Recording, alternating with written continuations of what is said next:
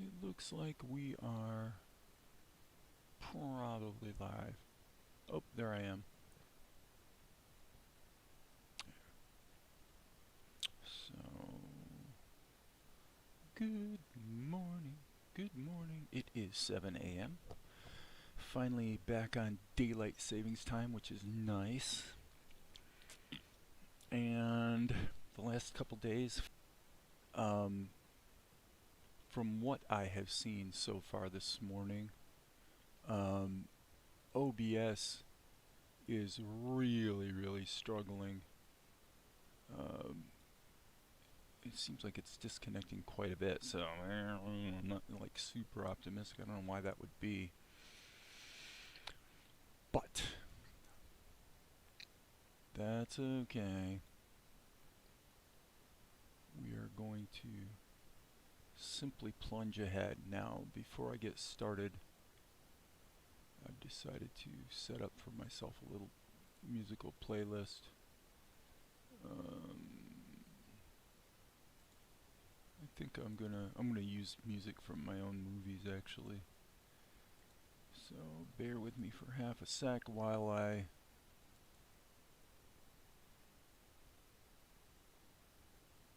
set that up. We'll just let this thing loop in the background. Well, not in the background, but I mean, obviously, it's actually the foreground. That's interesting. Just add a couple bits here to my...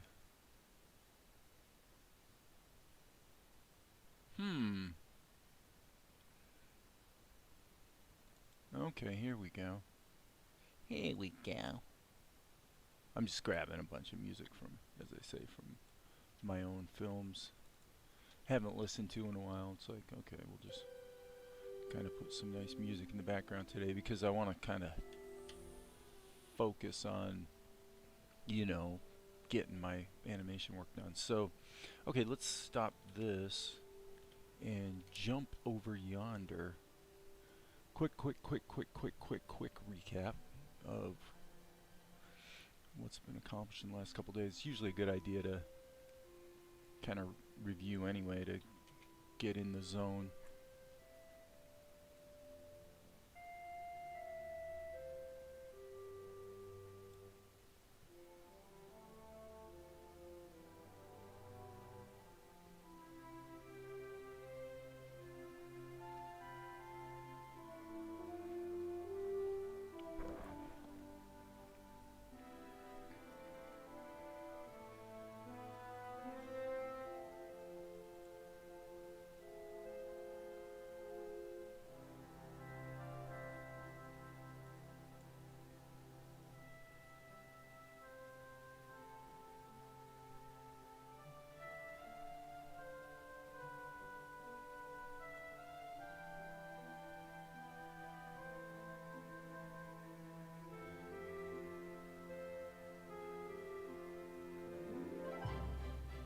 Ooh, this is fun. Definitely cool. Let's go back and put that. This is actually music from my, what, 5th movie, I think? It's called, it's a horrible movie. It's called Disconnect, Reconnect. It has some real script problems. But the score was, the score wasn't actually that great, but this theme that I wrote for the beginning was pretty good.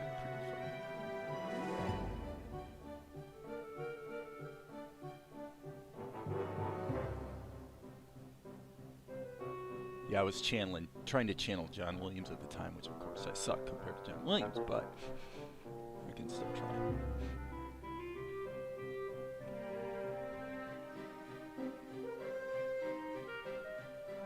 Okay, I would like to just tweak that edit point a little bit. I think this needs to be in motion. So this is the stuff I've worked on the last couple days.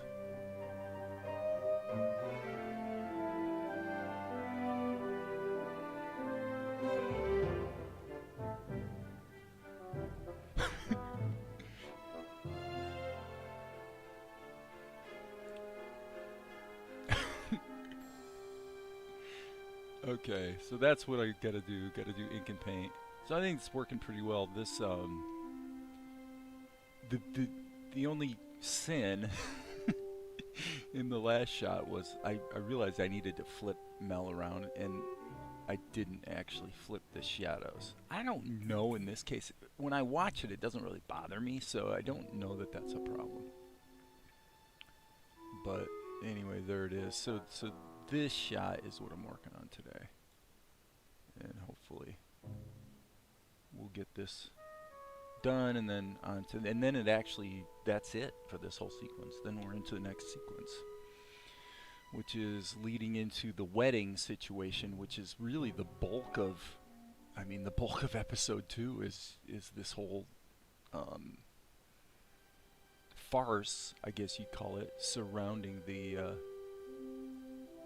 wedding. So, all right, I need to switch screens here. Boop, and I guess I'll come back over here and check the chat real quick, and then we want to get to work.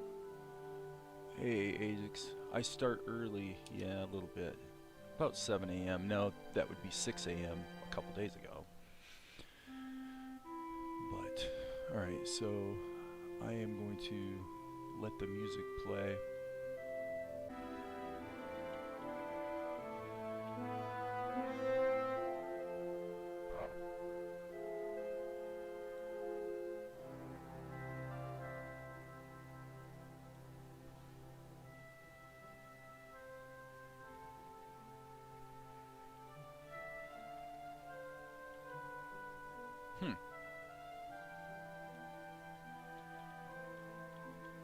Okay.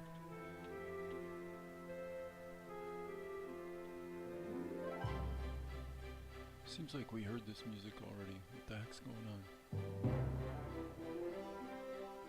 Oh yeah, stupid VLC is looping the bit. We'll suffer through it one more time. Just this time. Okay, so we do not want to be in race mode.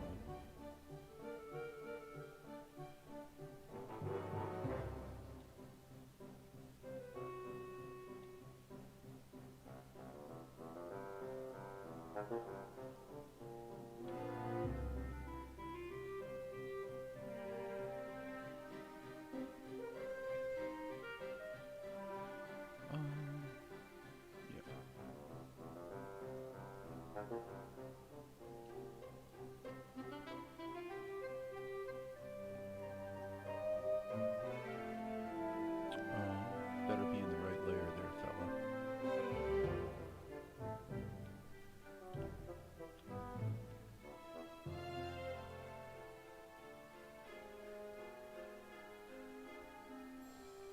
Started watching Bleach this week. Valerie started watching it, and I started watching along. You know, not too bad. Definitely old school, which I like. But I had never, believe it or not, watched Bleach.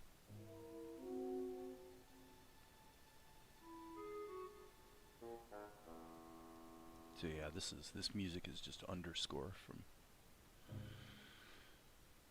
Disconnect Reconnect was the movie, was what it was called.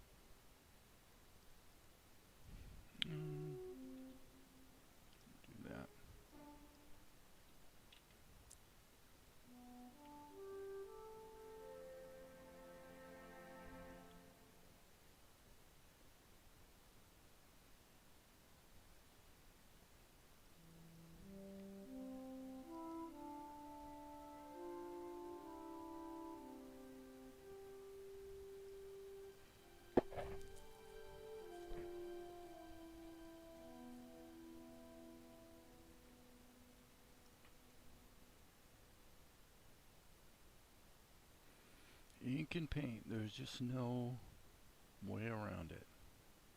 There's no way around it. You gotta do it. Whoops. Too much curvature there. And the boy does kind of need a neck.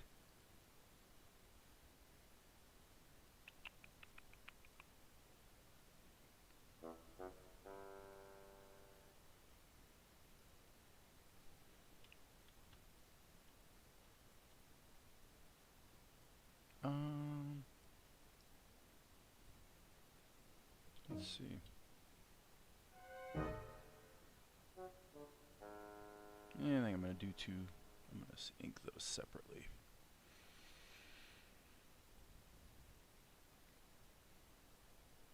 Actually, it's quite a big difference in his eye size, isn't it? Let me see what this is. Okay, so there's, yeah, I mean, they're supposed to be actually. It's supposed to be a little exaggerated here.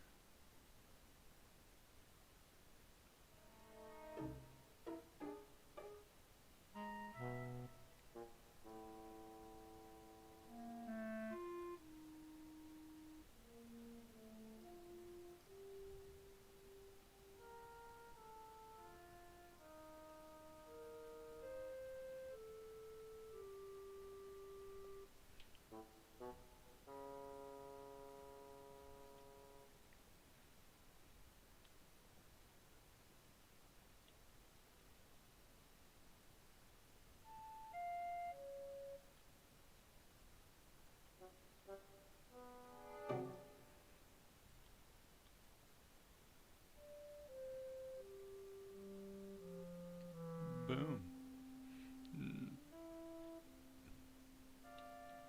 Actually, I don't mind that. I was thinking his chin might not be quite working, because it sort of mushes in a little bit, but I don't know, maybe it's, I guess we could tweak it a little bit.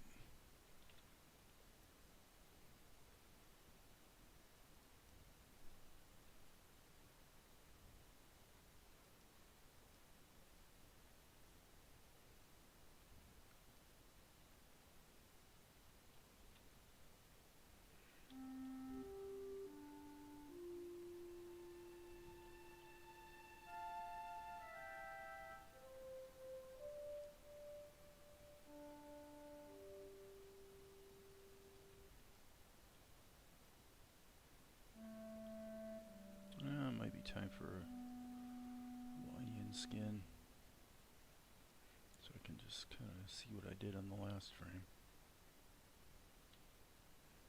There is a bit of a push in here with the camera. Yeah. This would obviously...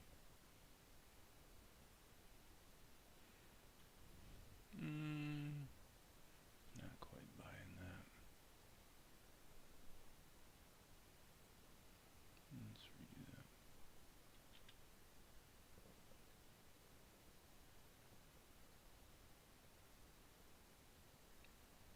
That's more like it.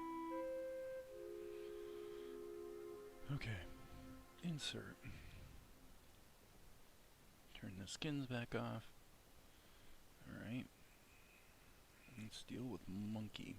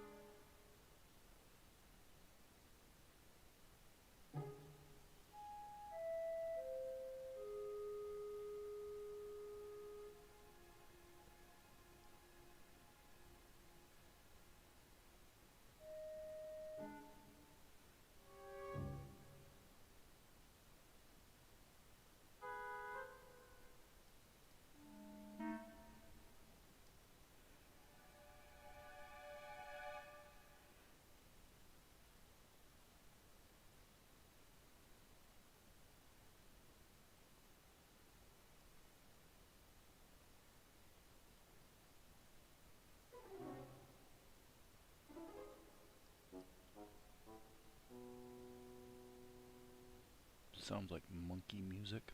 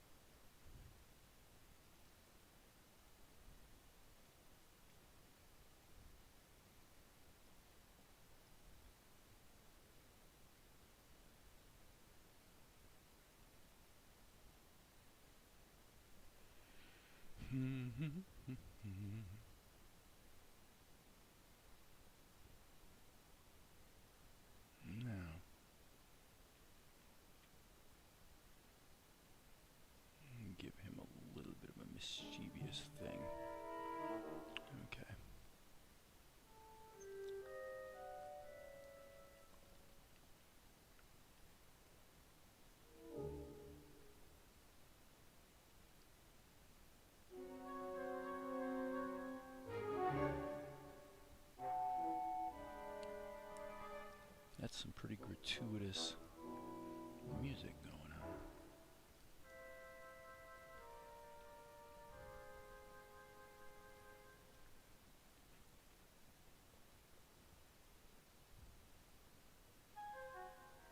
I can't get zapped with a copyright claim for the background music since I wrote it.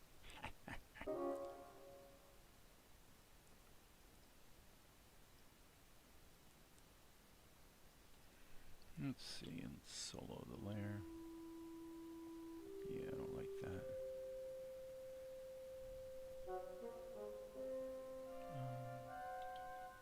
In fact, I think that's about all we need.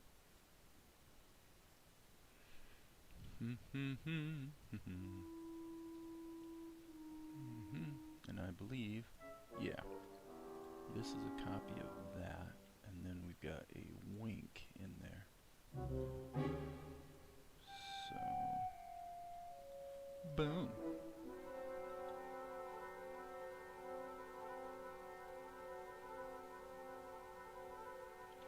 That'll work. Oh yeah, we need the baggy thing in there, don't we? Well, what we can do is go boop, add a layer, put a key right here and insert a keyframe, and then put that over top of the other layer, and then we'll just bake it down, and that'll make this particular drawing right here just propagate over all the frames that it's, well, on top of. Okay. So now this actually should be, I guess, here to here. Yep. So then we'll hit insert there. Yep. And Control E, bake it down. Okay. Now we gotta get rid of monkey. Okay, so I'm gonna actually hit insert. Okay, here, I would say this is, oh come on. That needs to be gotten rid of. Okay, so this could be shrunk. A key, start shrinking it, hit shift. Okay. And then if we want to go real extreme, we could, but I don't think so. That's probably not going to work very well, so we'll just get rid of that and redraw it. Okay, so B key.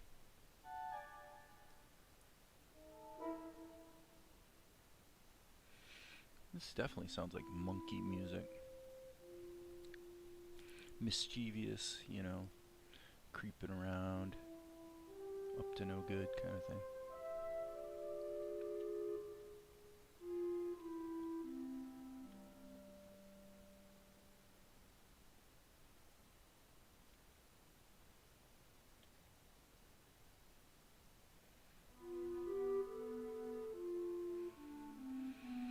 Okay, now we gotta zoom in, and he's just gonna be really tiny on the screen. Now I actually hey Claude, good morning. When I animated this yesterday and I played back the pencil test, it literally made me blurt out laughing. I found it so funny. Now maybe my sense of humor is not the same as everybody else's, but just the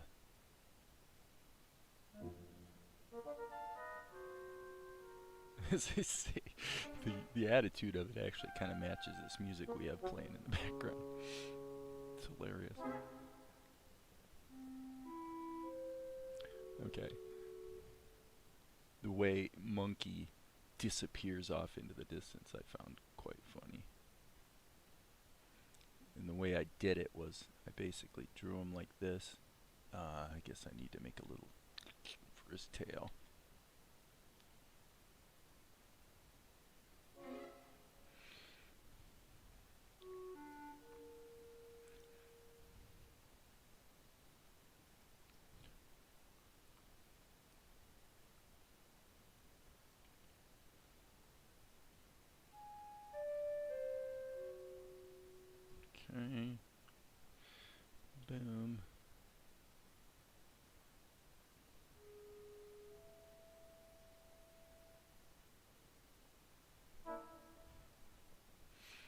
Boo-doo-boo-boo-doo-doo.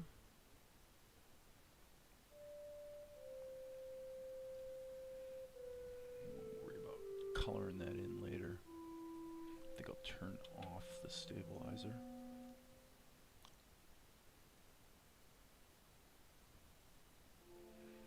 And insert, and then he's gone. Okay, now this is kind of interesting. So if we look at the pencil test, let me see what we got here. Yeah, that's all just fade out. So yeah, actually we only really need to draw. So it's only a 1 frame tween, so let's draw this, and then we'll push it in for that frame, and then add the little eye effect, and the ink part will be done. Oh, we probably need to not only be on the correct layer, but we probably should turn the stabilizer back on.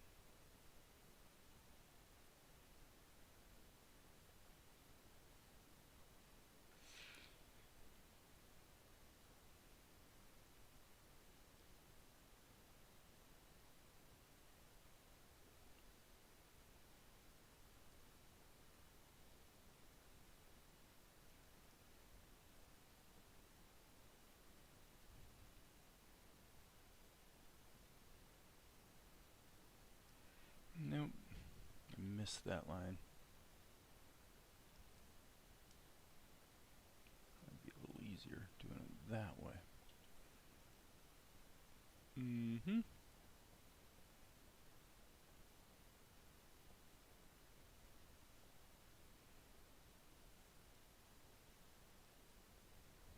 Mm-hmm. No. Come on. There we go.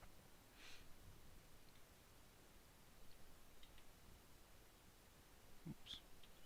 Don't want to be in erase mode.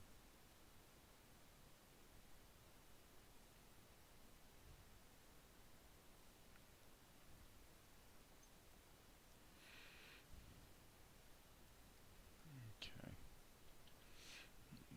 Pull out here a little bit. See what I'm doing. And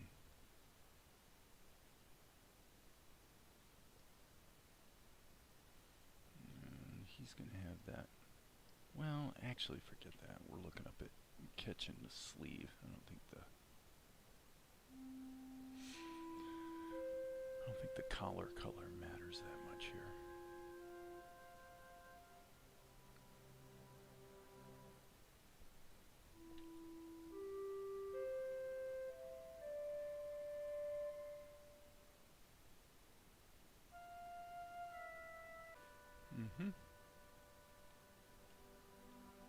Okay, and this is going to be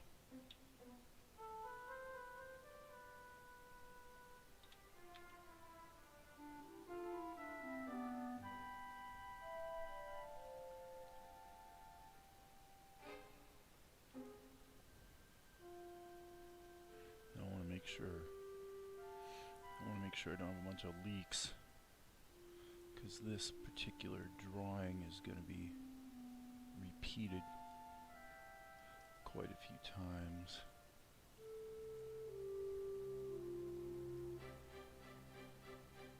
Oh, there goes the theme music again. What the heck? I guess I brought it back later in the movie. Some scene called Passing Notes. I just do not remember. I don't remember what I did. That was back in 2014 or something. It's been a while. It's been a good long while.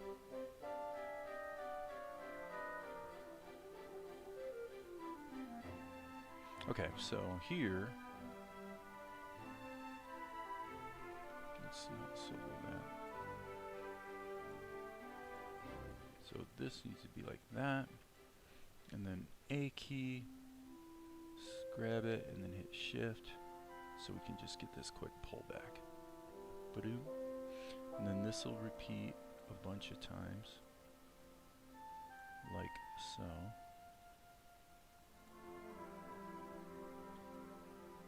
And then this was just a dissolve out, which isn't even needed here, so. Okay, so let's solo this, see what we've got. Ba-doom, ba-doom, ba-doom.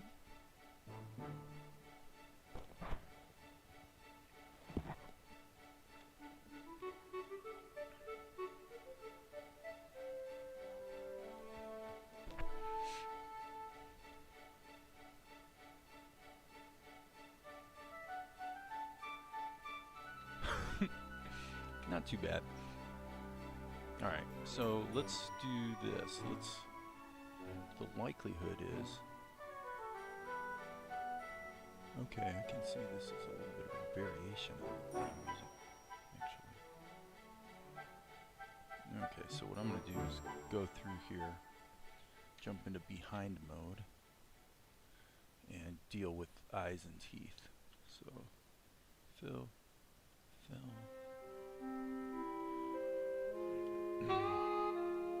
This one we will have to draw it in.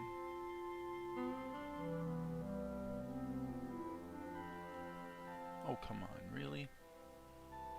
Let me look close. We go again. Boom, boom, boom, boom. That's gonna leak. Yeah, in a big way. This is not the greatest drawing in the world, but it is a one-frame tween. It goes by really fast.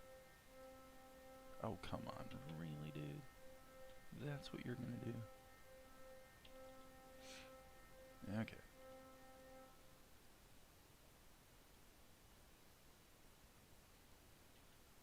There we go. Monkey. Ah, now actually, probably the teeth. I wonder if you can drag across here. Nope. You gotta click, click, click. Click, click, click, click, click, click.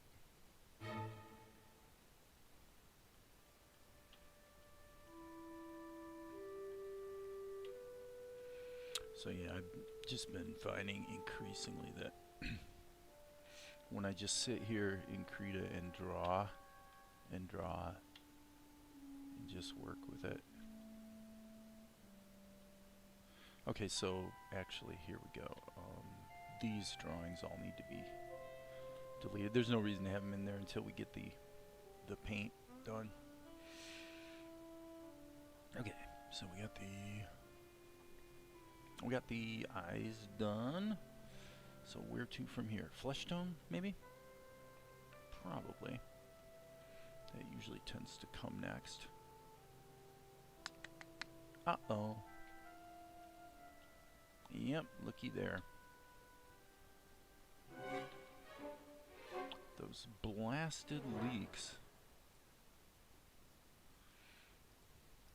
It doesn't matter what you do, you still get those leaks.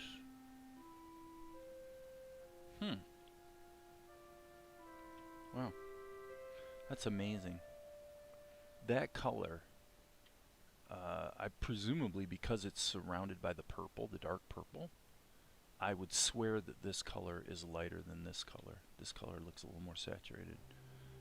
Guess what? It's not. It's the exact same color. Is it the exact same color? Actually, now I'm starting to doubt because this didn't update. Okay, so there's that. Maybe it is different.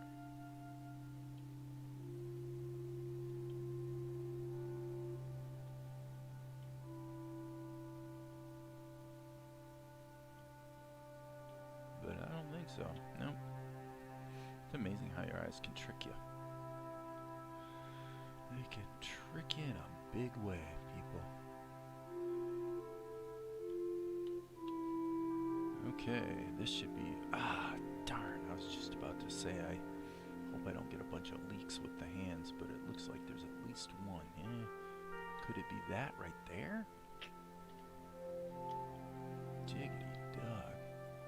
Barry says, isn't it a little scary to put linear and color in the same layer?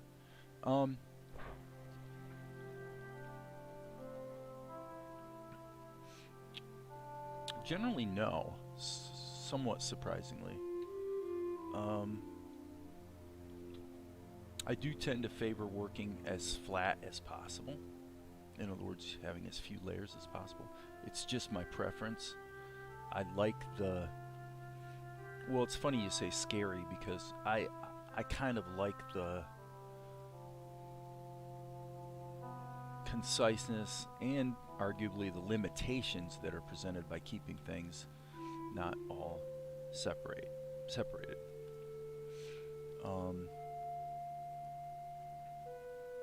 I mean, with the least worrisome things to keep in the same layer would be lines and color, actually, because the only time that ever becomes a problem, like you're not gonna have a problem of needing to color correct one specific color and isolate it. And if you did, you could do that in your editor with a secondary color corrector, so it's not hard to isolate a color. So the only thing that can become a little bit problematic would be if the lines are the wrong color, which I've done a few times. Well, yeah, right. Okay. I've done it a few times where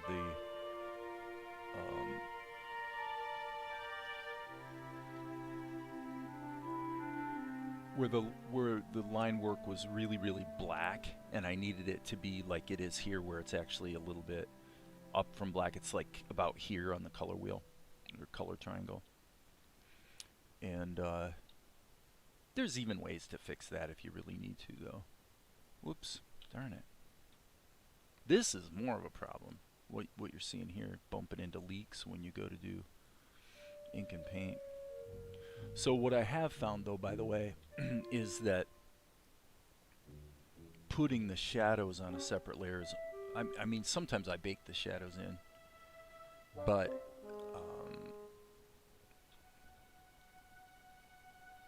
it's generally better to keep the shadows on a separate layer, mainly because you can then dial in their density, number one, but number two, and this came up yesterday, is what if the character changes direction? So you actually have that here in the show. It happened yesterday, where I did this shot, and then it just went up to here, actually. And then he goes like this, and you have all this action I'm working on right now. And then I realized, well, this doesn't work, because he looks back at the at where Monkey is. So that means he's oriented in the wrong direction. So I had to flip him, and this was like a perfect case of what I'm talking about, where the cast shadow was on a separate layer, but the baked-in shadow wasn't. I actually had, baked it in. So I was going to have to jump through quite a lot of hoops. It could still be done probably in about 10 or 15 minutes. But every time I was watching it, I'm going, I don't know, when he turns, the fact that the shadow flips too, which of course doesn't really make any sense, it didn't bother me. So I think I was kind of seeing it as gets a little more questionable for sure. Got any leaks here? Nope. Wow, lucky. Okay, so now we're getting into the... Oops. Oh, well, I guess so. Okay. Is that... Wait, hold on a second. I'm going to check something. Oh, okay. I'm listening to the music, and I'm going, oh, that piece sounds pretty cool. And it scared me a little bit, because I'm thinking, maybe that's not my music. But it is. I just had to check the title. You do this stuff and you don't remember doing it.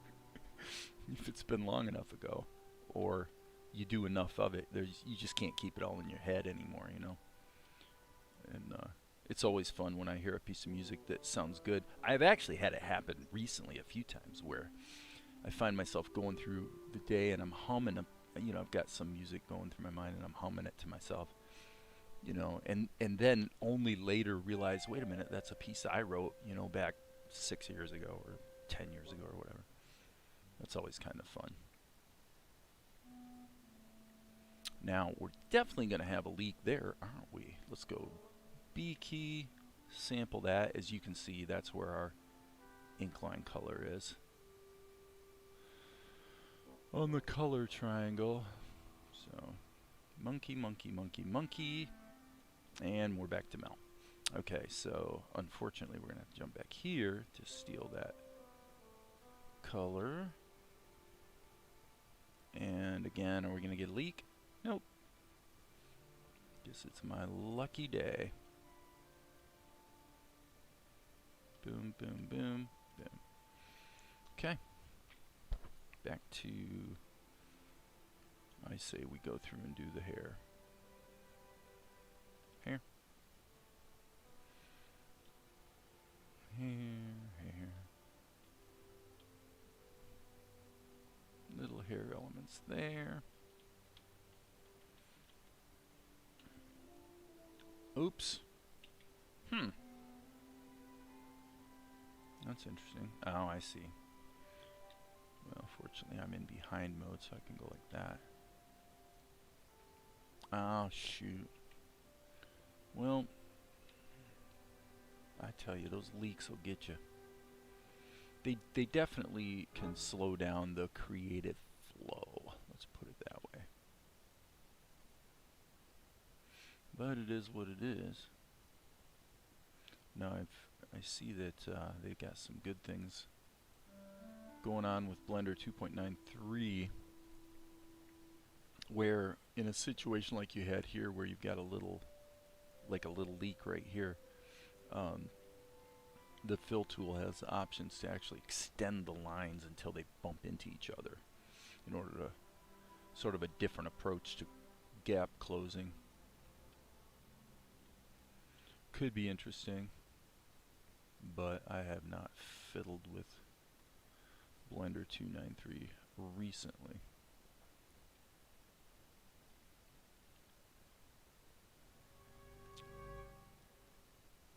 Boom.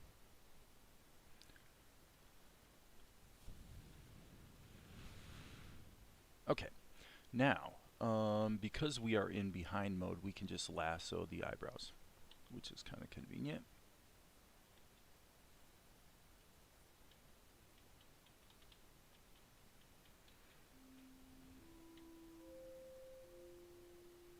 Well, you can tell that right there, that music right there is definitely the recurring theme in that particular soundtrack.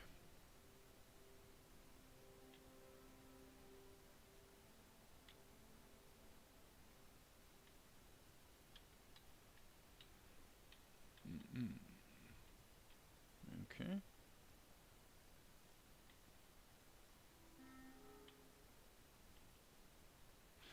Got a little issue there. I think that's it for the eyebrows. Okay, let's get the headband. Again, we can just lasso it since we're working in behind mode. Oh yeah, wait. These bands are actually the same color. So strike that. That is not. But the armbands are.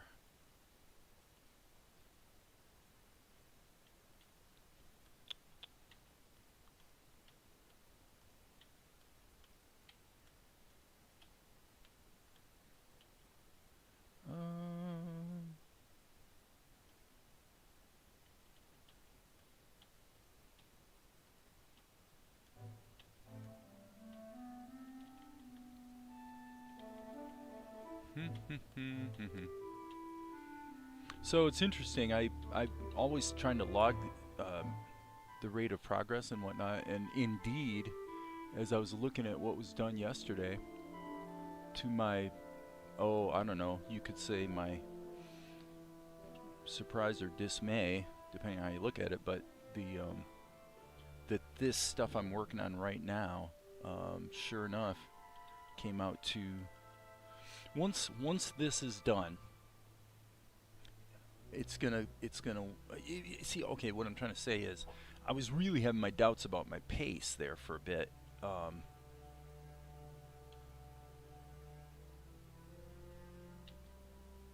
because, and really the big deal was background paintings. I mean, the sequence I'm working on right now has a bunch of background paintings, or at least background paintings that took quite a bit of work. And last week there was a shot I did where Mel was walking down the road. I think maybe somebody here may have seen that.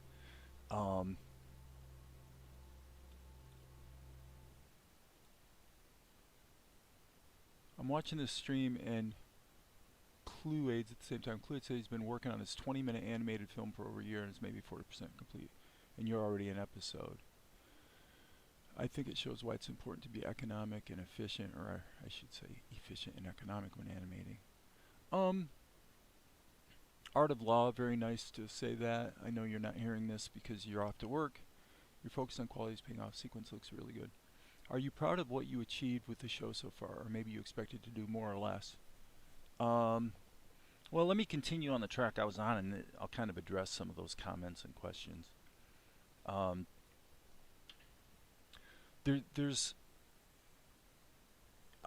glad that Art of Law said what he said, because I don't know how much I've talked about it, but I'm sure I have, because I talk a lot, right? But it's become really obvious to me that an unabashed and uncompromising focus on quality, for me, is absolutely essential. My inordinate focus on speed has really worked against me, because what I found is, as soon as you make a rule, you're going to bump into the exception. That's one of the great challenges of animation, actually. Every time you think you've discovered the way, you immediately bump into an exception that makes the way not work.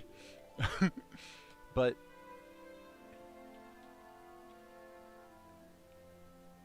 without a doubt,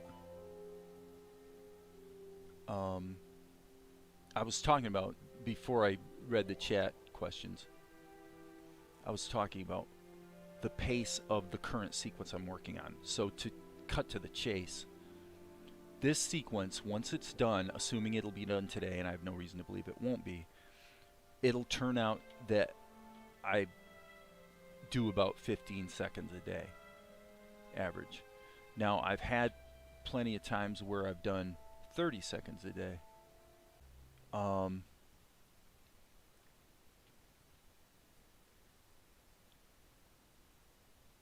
Well, let's see. What am I trying to say?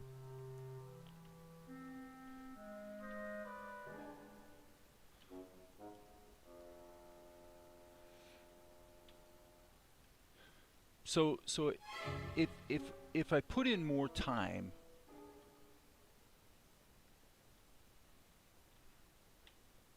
okay, that requires more discipline, I suppose. I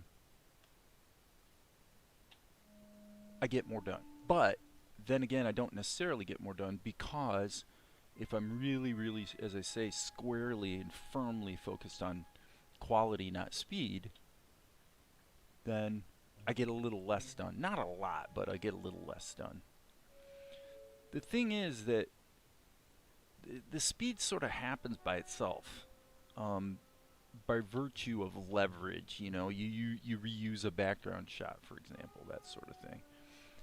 And it just kind of is what it is. So I don't know. Probably most of you guys don't even care about what I'm talking about as far as speed versus quality. But what's become obvious to me is, if it doesn't matter how fast you did it if it sucks, okay? And it definitely doesn't matter how fast you did it if you have to go back and redo it. Okay, so this is the simple reality, is that I want to do good work. So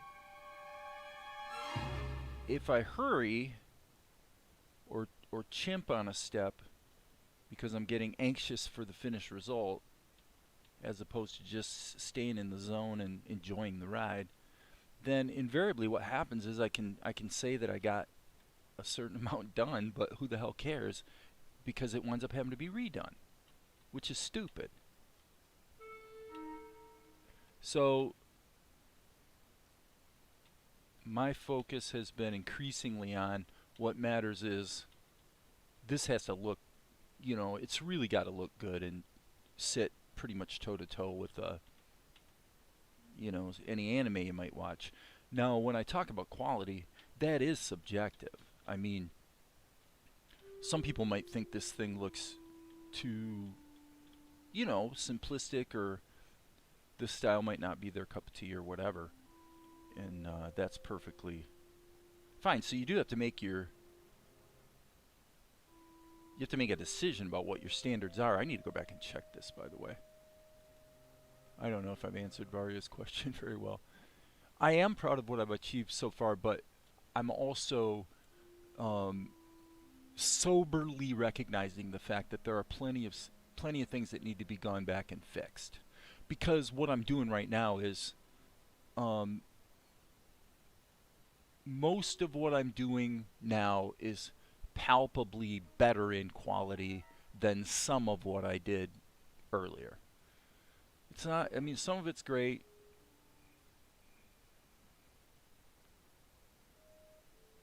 But some of it makes me shudder a bit when I go back and watch it. So I would say generally, you know, I'm mostly happy with it. I suppose because I'm happy with the storytelling for the most part. So I don't know. I'm rambling. I don't know if I've answered your question, but actually, you know what I was looking at was I was looking for Mel's. Okay, I was wrong. It looks to me like I actually did use the green color for Mel's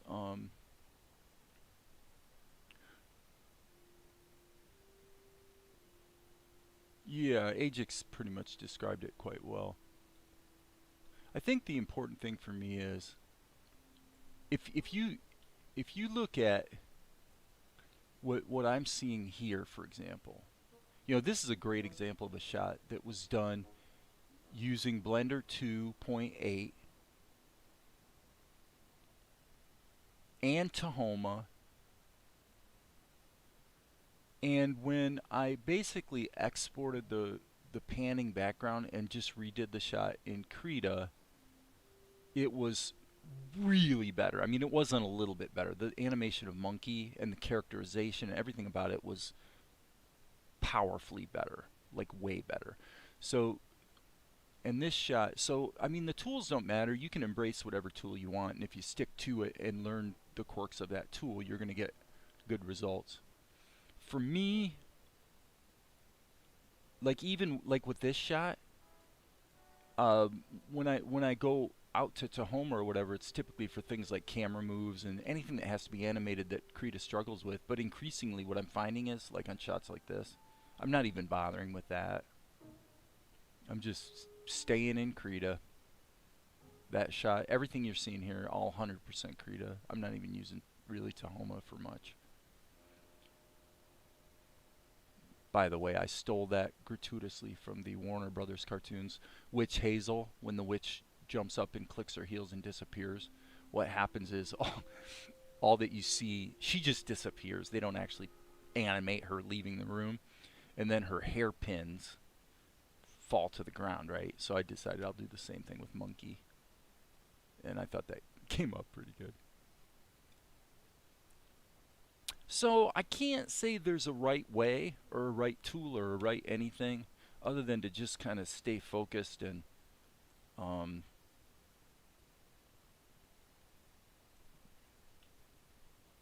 recognize that any way you slice it, it's a good bit of work. Let me rethink this. The shot where he had the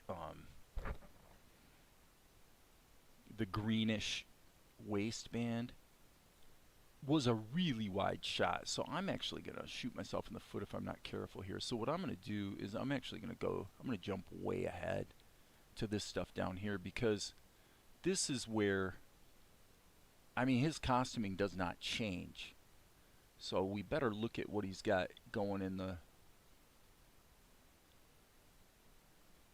end here.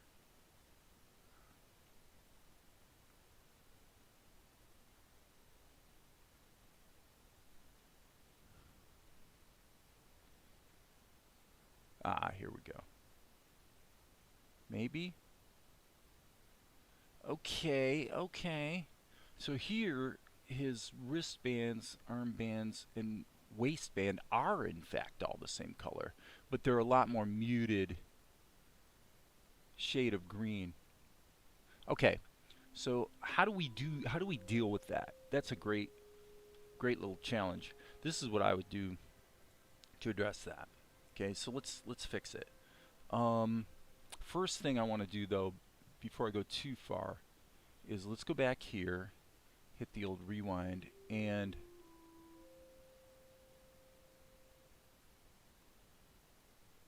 yeah, I mean, actually, now that I'm looking at it, here we have a problem that I never noticed before, which is he doesn't even have the armbands. Gee, it would be, this is the first time I've ever done that. Made a complete mistake in costuming.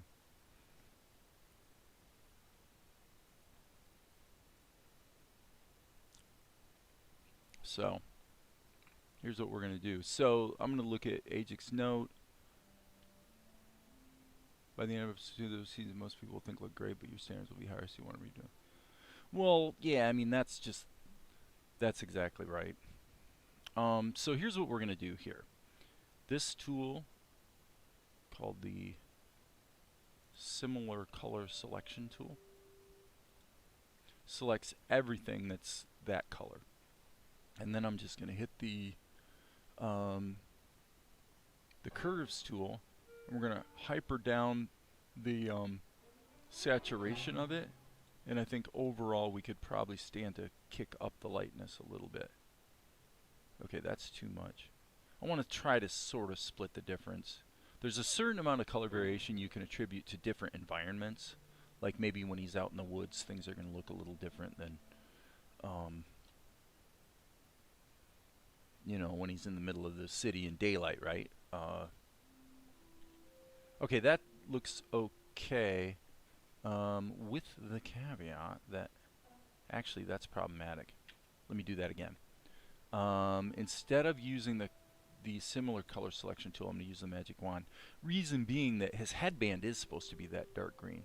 So now I'm just going to hit Control F. And since I didn't do the waistband yet, I should be able to just blitz through here, fix the armbands, and then we'll just match that color for the waistbands going forward. No big deal. I mean, the crazy reality is there's a lot of little costuming and stuff that you don't actually see that often, and so you can kind of forget what your colors are. And yeah, I know. Work from a color model there, Dave. Whoops. Control F. Control F. Now we can use this tool. And it automatically grabs everything that's that color. So, like I said, it won't take very long to just go through here and smack down that color. Smack it down, I say. Okay, so again here. Alright, that was it. That was it, people. So now we'll take this color right here, boom, and that's going to be our waistband. So now what we need to do is go through and find the waistband. We'll come back and catch that shirt here in a little bit. Fill tool, boom. There we go. That does look better.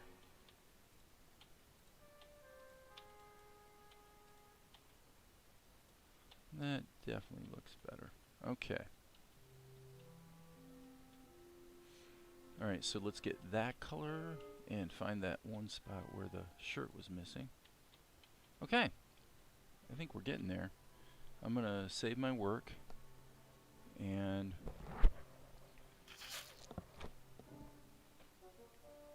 what we're going to definitely have here is a fair amount of work on the This music is not really, I'm kind of getting sick of the goofy, the goofiness of it. Let's see here.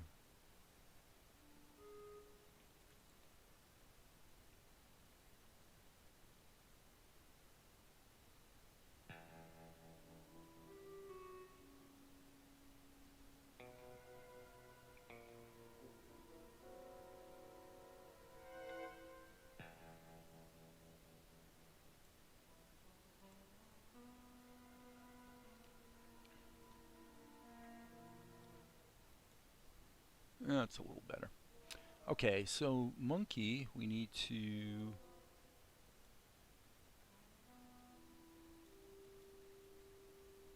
okay, really the neutral color is this. But I think we'll go with this. Okay.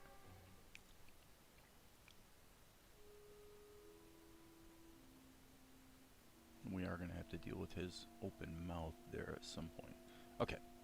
Now, G key.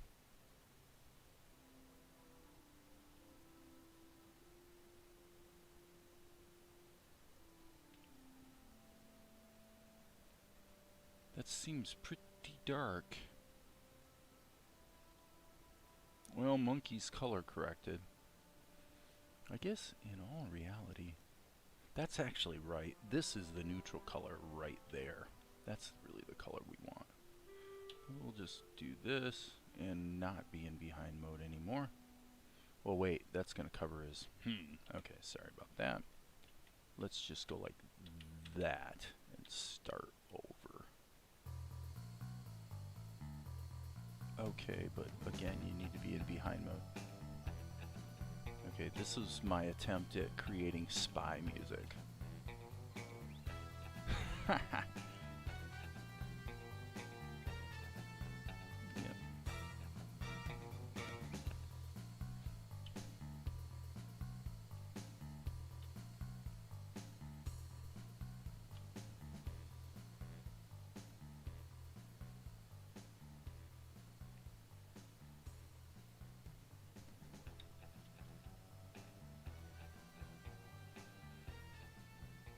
Okay, this is going to be a problem. Okay, getting to Varia's point.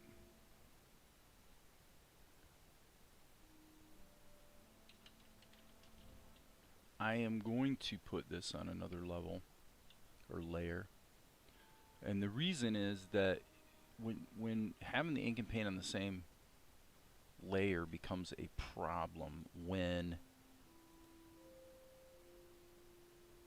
and let's turn the shadows off by the way, when you have some paint that has to extend over many frames of stuff that's animated. Now there's more than one way to skin that cat. One would be to put the animated stuff on its own layer. Which is probably the better choice actually. But in this case, we've got this situation where this is going to have to extend under these 3 frames. And here, arguably it could be shrunk and still work. We'll see.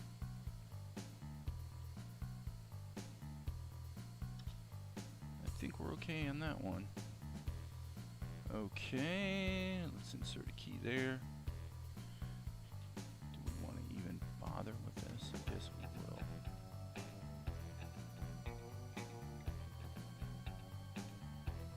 Okay, insert. Alright, so as long as we're here and we're doing it this way, we'll just continue on this path, since there's no big reason not to. Okay, so that's the color we want right there.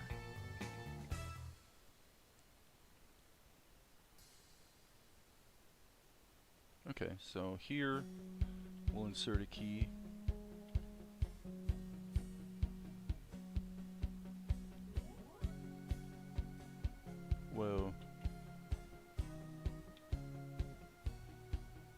this has lyrics. Nope.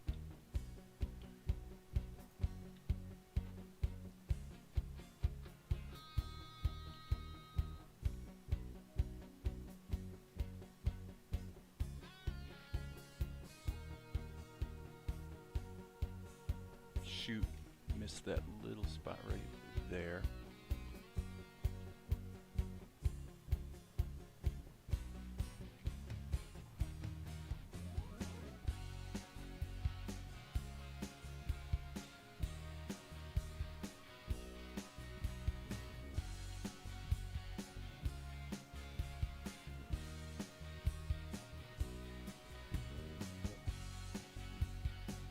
Okay. I guess since we're here, we might as well deal with the bag, huh? Well, if we go back here, I suspect...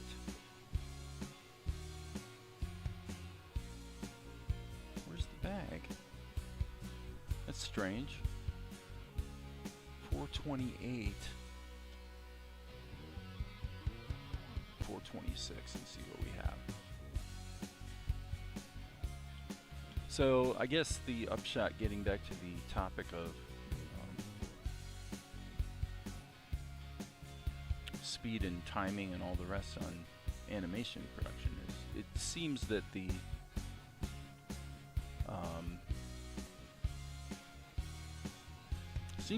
rule is that 15 seconds per day, or 5 seconds an hour, is basically, well, 5 seconds every 2 hours is actually easy. Double that is less easy. It's really weird too, because it's really weird in the sense that if you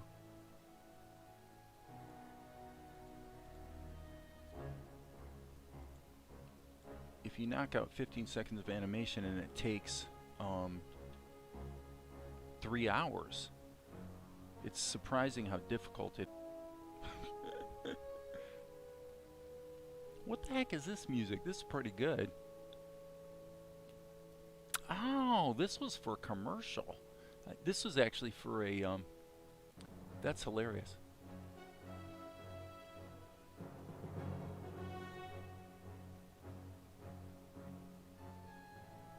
This was for a guy that was running for sheriff. TV, or a radio commercial for a guy running for sheriff.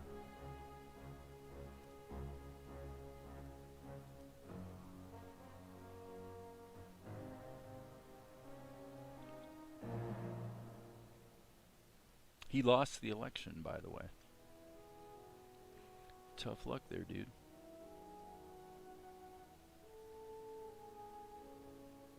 So apparently my music wasn't enough to get the guy elected. Pretty sad.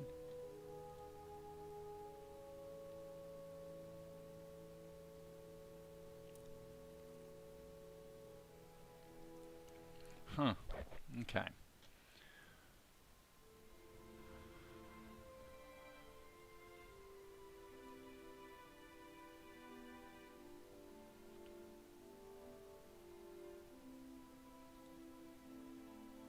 Morning, Maria. Happy Ides of March.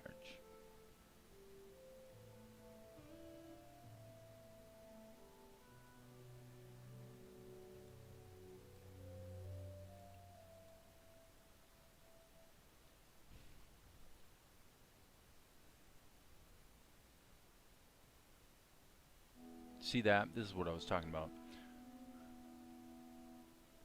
The current active color really should be reflected over here. And you see I'm sampling it. This does nothing. It's not responding at all. Until I snap it out of it by picking some different color than the one I'm currently on. It's showing the incorrect color. What's up with that? What's up with that? Insert? I guess so. Okay. Save our work. Let's see what's missing color-wise. Just his mouth, the inside of his mouth there. Okay, now here, these need to repeat 3 times, and then end on this.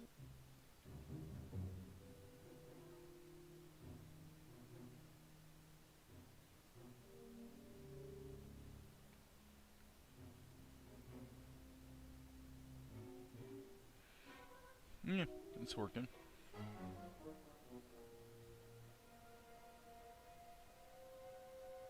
Ooh, there's something there.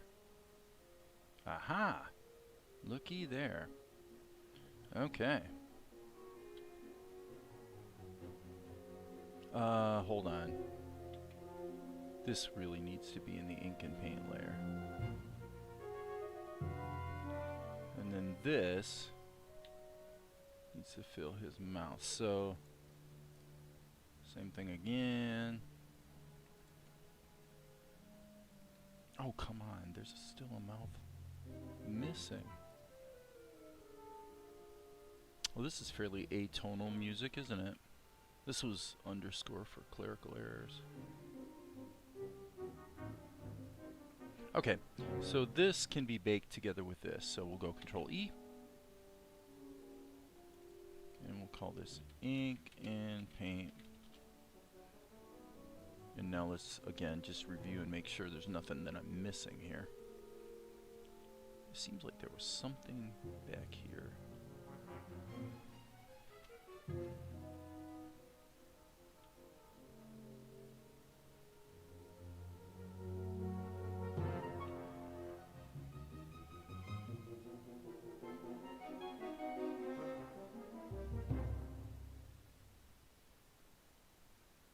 Music's not altogether inappropriate for the shot I'm working on.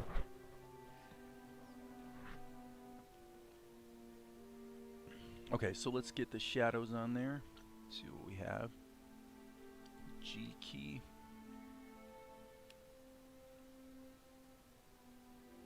Okay, here we go.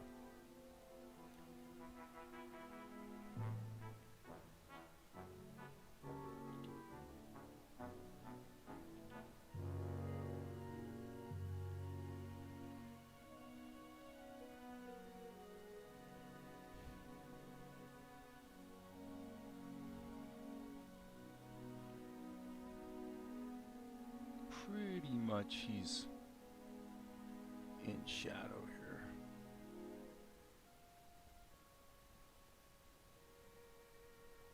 I'm going to say that probably putting a shadow across there wouldn't be the worst idea I've ever had. Okay. And I think, again, I'm just going to stick with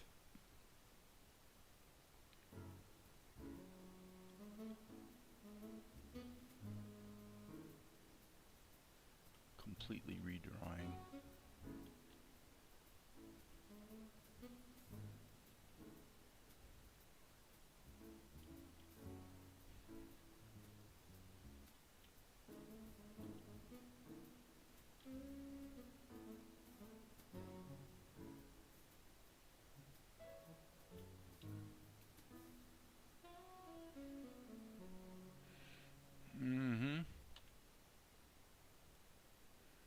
Insert. I'm just going to get some of these keys blocked in now. Those two repeat.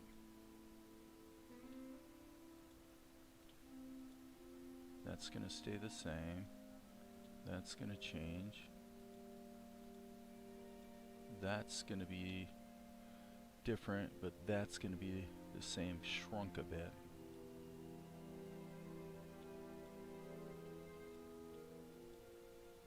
That's going to stay the same.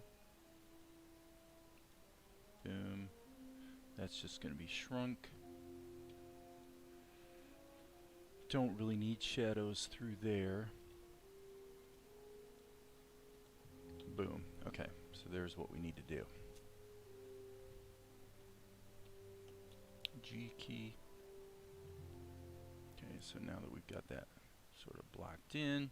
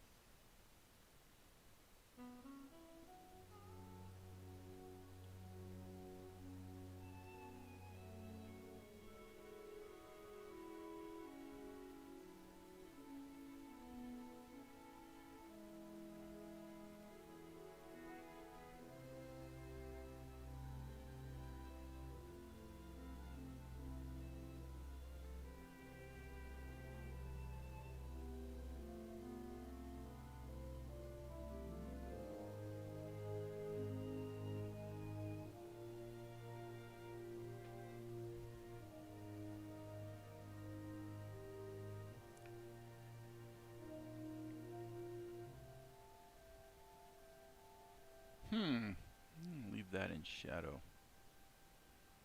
Okay. Next.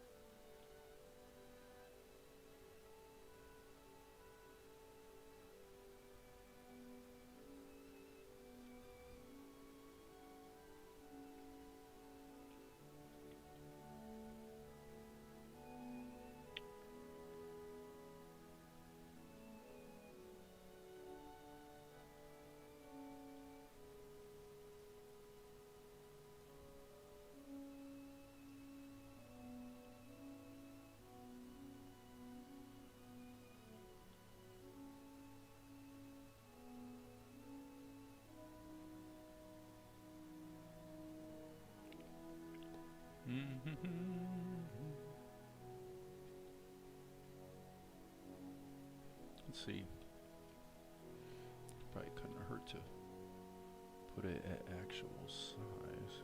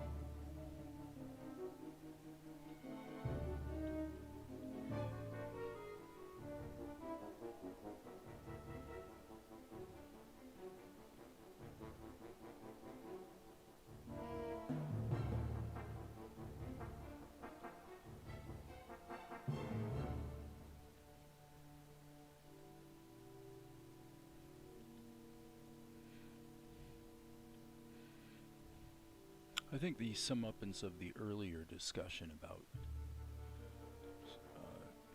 the pace of progress is I'm increasingly getting to the place where I don't care how fast it goes. All I care about is how good it is, because I've just learned the same lessons too many times over and over. Everything you do to speed it up actually slows it down. The quintessential example for me being fancy schmancy tools, you know, especially rigging based type approach, you know, to, you know, it's all to speed it up. And as I said in the comments, if you're creating a show that is very much a rigging based show, where you're going to set up a character probably in 3/4 view, and you're going to be using the same character assets over and over and over, that can be a very efficient way to work, and it can be a very good way to work, because all you have to do is get the drawing right one time, and from then on you can just focus on storytelling. So that's definitely a legit approach. For something like this though, that's kind of anime-ish, it just doesn't, you know, it's just kind of screaming for that hand-drawn aesthetic. Not saying that's better, it's just the choice you make. And again, when I talk about quality, quality is definitely subjective, and so when I talk about quality, I'm talking about achieving a quality consistent with the standard you've set for yourself, whatever that might be on the particular, you know, show or project.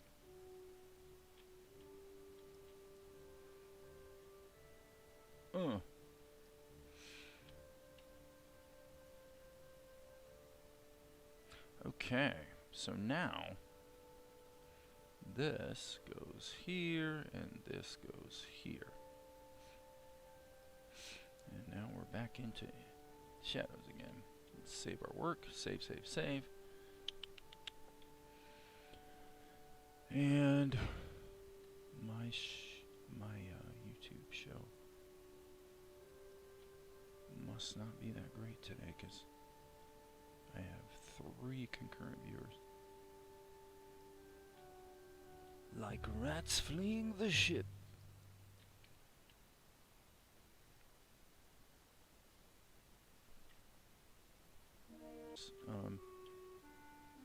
Is music in the background generally a good thing, or is it preferred not to have it? Because frankly, I don't much care.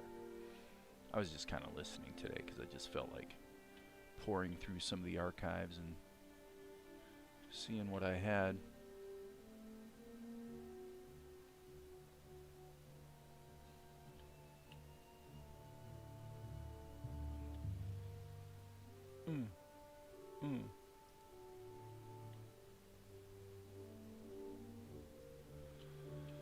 Okay. Gotta get that shadow, probably something like that, under his elbow. Keep going. Okay.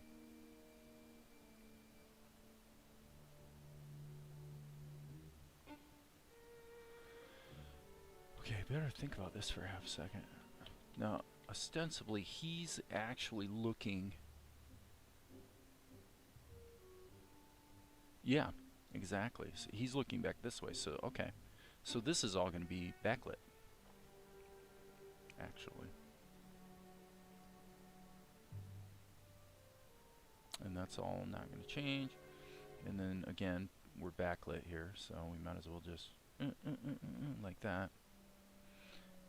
Probably should cut that little piece out, but hey, backlit is backlit, right? It is what it is. So now, here, probably the same thing. And now he's not backlit. Okay, so let's pull out a little bit so we can see what the heck we're doing. And say here, now the sun is overhead, basically.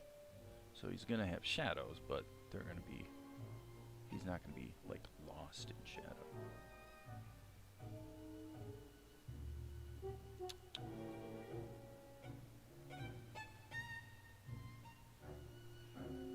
Golden Slime says, hello. The ship, self-said, or something? I don't know. The ship. Okay.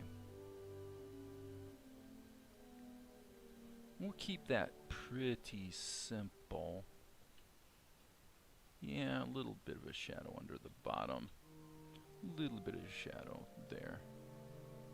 But basically, not too much. Now, actually, strike that. Arguably, this is wrong. Actually, it should be backlit. He should be backlit because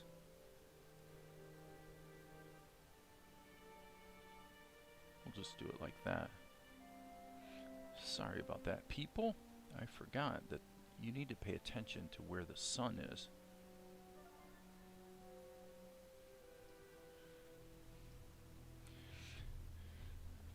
You gotta pay attention to your sunshine. You know, that backlit look is a great look. It's a pretty darn cheap and easy way to add a lot of production value. I am going to actually take my F key and fill that in with shadow as well. Okay, and here, F key, G, again, we're backlit.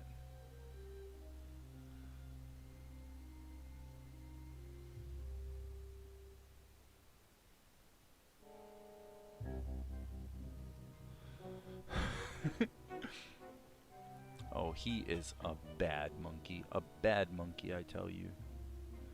He is mischievous. But he is a lot of fun, I must say. I'm glad I put the monkey in the show because I think he adds a lot of production value, you might say. Alright, A key. and I'm going to hit shift.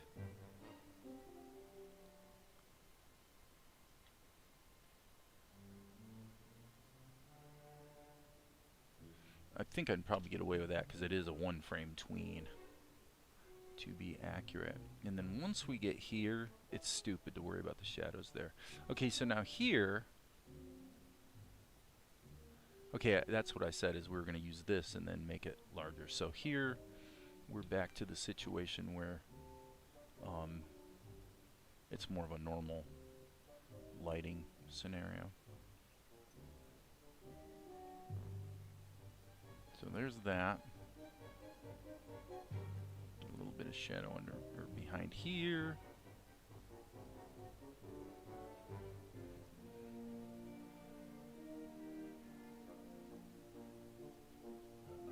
Okay, so now this will be A key, and then grab it, and then hit shift. Again, one frame tween.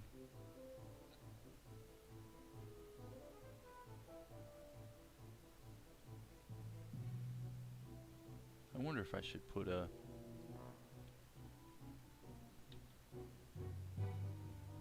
I think so. Which means I need to repeat this like that. Okay, I think we are basically done with ink and paint.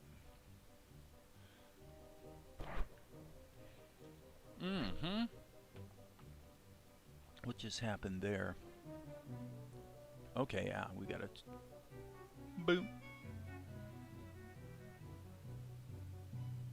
Okay, here, same situation. We need to grab this, hit the A key.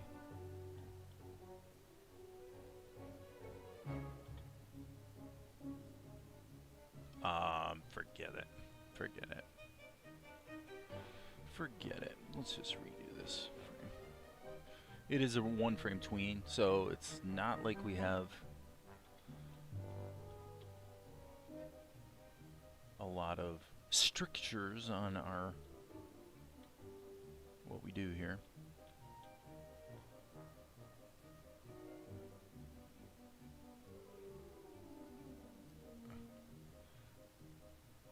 Other words, as my friend Dan used to say, the late great Dan Phillips, he wouldn't say in other words, he'd just say other words and carry on. Other words, despite our dogged adherence to standards of quality, the reality is that on a one frame tween, nobody's ever going to remember or see much of anything because it all just goes by too fast. So it's a good example of where you're kind of tinkling in the wind, as they say, if you are too anal about the details. There's a time for that. And one frame tweens ain't it. Okay. Let's see what it looks like, people. Scary music. Yeah, what's actually happening in the music is from a scene in Clerical Errors where I believe that there's these young children that are escaping from an orphanage. No, this is later in the show. This is when Vinny is actually sneaking around this church where he's hiding. Very cool. 8:35. This would be formerly 7:35. Okay, I was thinking maybe I should get Zuko up, but the reality is I don't need to get him up yet. Okay. Now, the question becomes, what are we going to do about backgrounds here?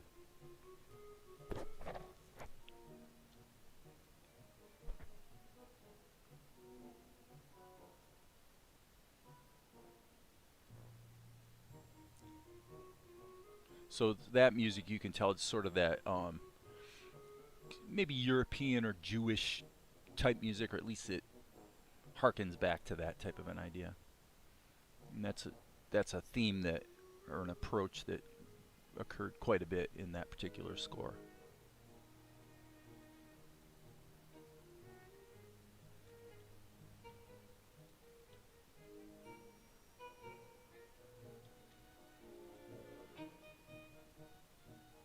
Yeah, I really enjoyed using like the solo violins on that.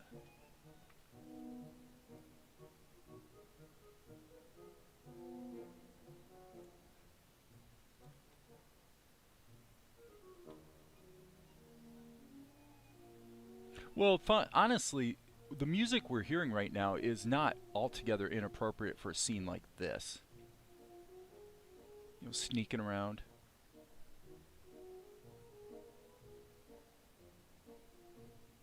See? I mean, that was a pure coincidence right there. That, but that just goes to show what music can do for a scene. It's kind of amazing, actually. Totally changes the mood. So now we're back into something more farcical, so the music's not working anymore. Far off either, actually, for what we're trying to do there. So, I guess that's why I made a quick and dirty playlist of music I've written for my own scores, because I wanted to just kind of see what, see if I had some, getting a little inspiration going on. Okay, so what are we gonna do here? We've got to do.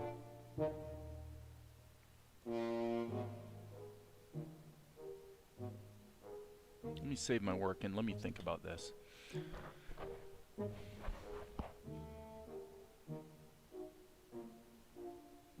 To a degree,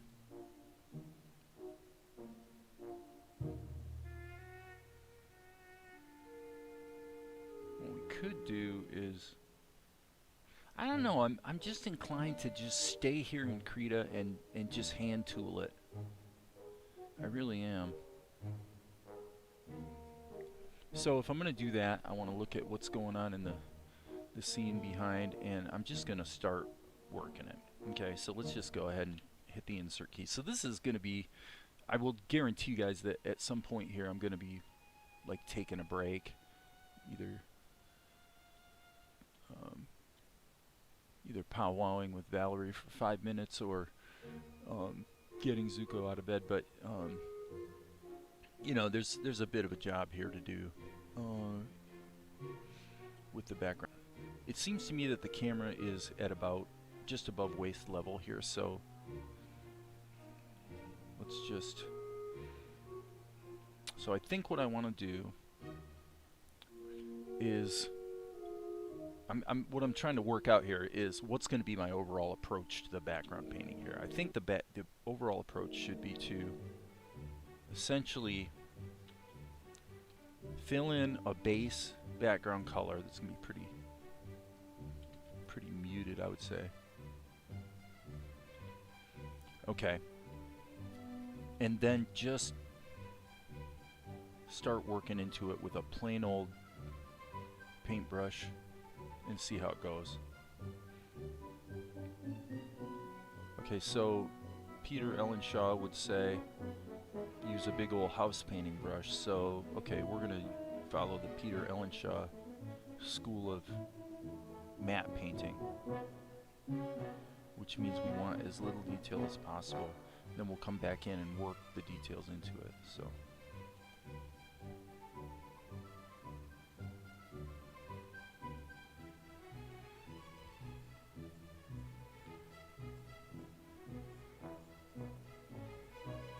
I'm gonna I'm gonna sample this color and put an extra layer behind this, because I find it really obnoxious how the blending characteristic of the brush I'm using is quite useful, but it also causes you to lose the outside edge a lot of times. So, okay, not sure what color the next house was, so I'm gonna assume it's probably in the blue zone, since I don't really know. Okay, so now if I look at what we had in the other shot, you would have kind of a door area here. That's a little too saturated. Okay, and then you're going to have a bit of a shadow around the edge of that door, like so. All right, and then you're going to have what amounts to shadows here. It's kind of like siding. It's like a siding type situation.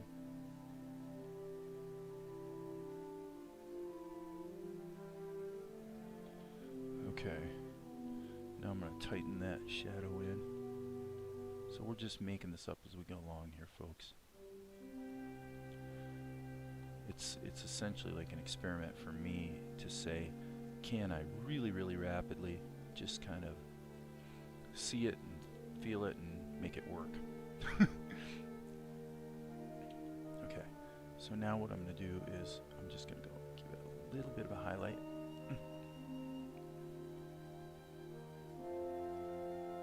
Okay, it's starting to happen. It's actually starting to happen. The next building, I would say, I'm going to go here and just give it a little bit darker tone, and then this one's going to be more of a brick kind of situation. So, and then we're going to have to extend this, obviously. It's one of the reasons why I want to be fairly brisk with it. I'm going to redo all of that. Okay, that was like stupid attack 101, because what I did was I put a slant in it that I have the tendency to put in my paintings and drawings if I'm not careful.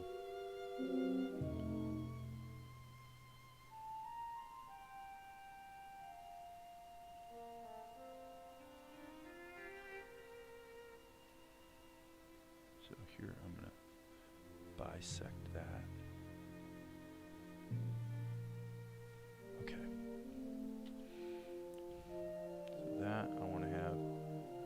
To be too uniform. Okay, we'll leave that as it is for the moment. Well, actually, let's do it this way. Okay, so this is pretty easy, actually. What you want to do is just give a little bit lighter tone. And now we got to say, you know, let's let the sun grab the... Okay. Dang it. Dude. Let the sun catch the specular.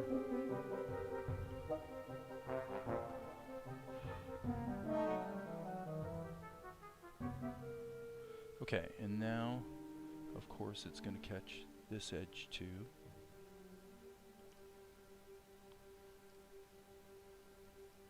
Generally pretty simple. And then, actually, let's grab that shadow tone, and I want to go just a tiny bit darker to reiterate or to reinforce the underside. You just have to be careful not to be sloppy with my lines. Okay, 5 key, and let's go back to actual size. Okay. Okay, so now what remains problematic? Well, this background is pretty much being lost in shadow. I think what I want to do is, I'm not going to draw the perspective lines going backwards, but what I do want to do is kind of clip these guys off a bit. And this one I'm going to go ahead and make a, like, there's a little busted piece out of the stone. Okay, so then that little busted piece is going to catch a pretty aggressive specular highlight from the sun, actually.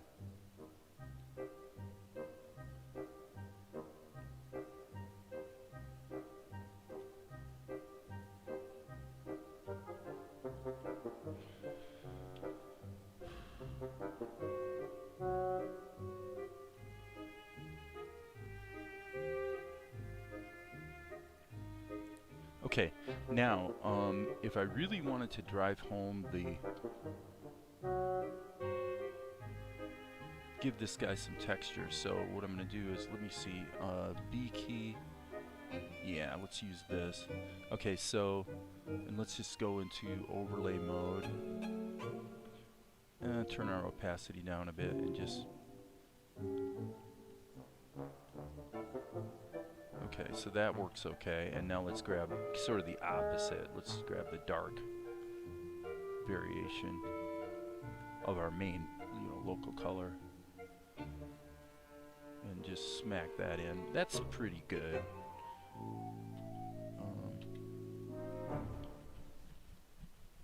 Pretty good.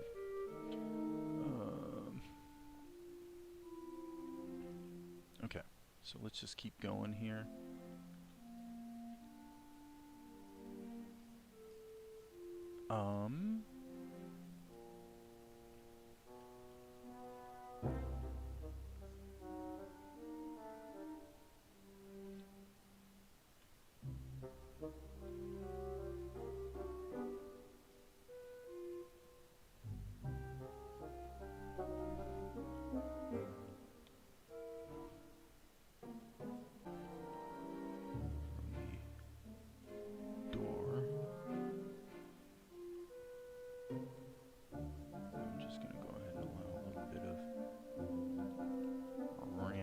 Texture to see through here, and now this is kind of silly.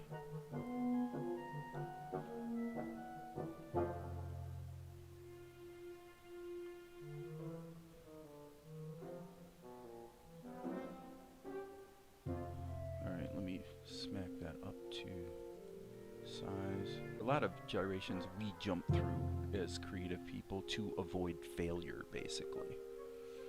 When in fact, what I'm really learning is the most important thing is to run headlong into failure as quickly as possible, because it's actually the mistakes that you make that allow you to explore and discover how to do it right. You're sort of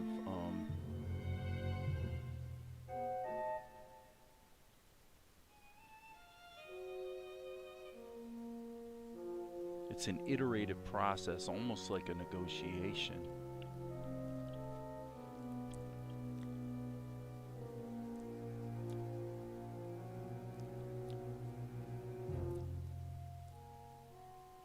Okay, now this is where we really want to think about kind of structurally what's really going on here.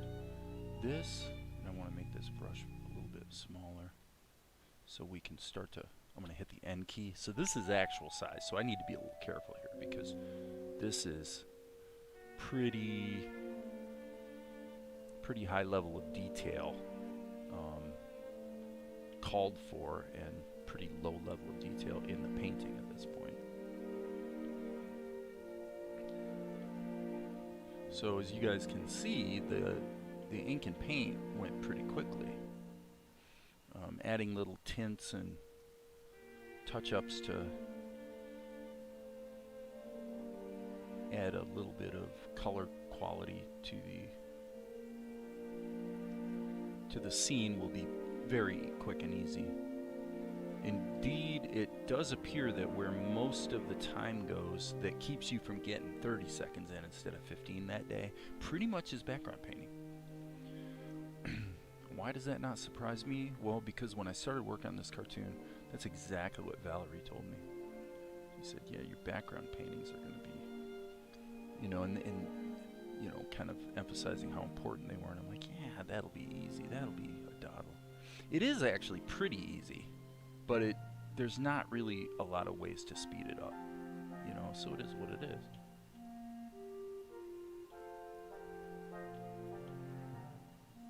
I'm going to go ahead and fill this in. I'm basically, it's a ton. I'm not saying it's exactly the magic cookie, but it definitely helps. And then I'm going to go ahead and add some random specular there, implying that the siding is a little bit rough-hewn, let us say. So we'll go down to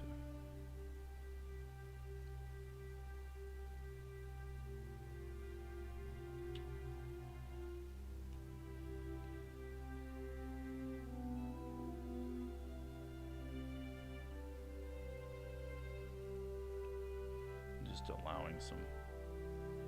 allowing some flaws to creep in. Like, let's say this siding here has a crack in it. Well, if you're going to do that, then you've got to go and catch the what the light would actually do if it grabbed that edge. But we don't want to do that too much. Okay, now there was actually, let me see here. This is amazing. It doesn't matter how hard I try. I seem to foul this up no matter how hard I try. This is wrong. It's just wrong.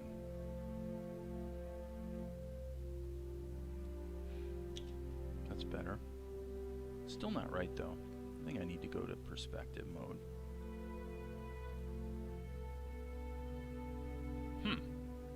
Let's see what that looks like, feels like.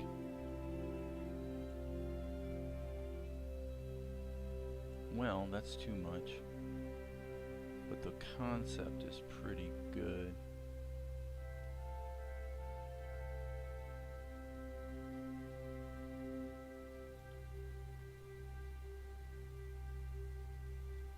Boom. B key. Just kind of fill that in there. Okay, so let's unsolo the layer and see what we have here. Okay, now I suppose what we could do is it is arguable that I'm going to turn this down just a little bit.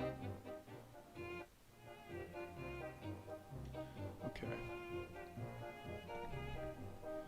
Alright, so let's maybe group these. Okay. Let's just think about this for half a second. Okay, so the next thing I think I want to do is I want to let the background have its own kind of color correction layer, gradient kind of thing. Okay. Oops.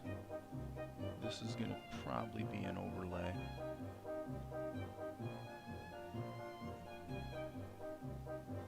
Okay, and then arguably there would also be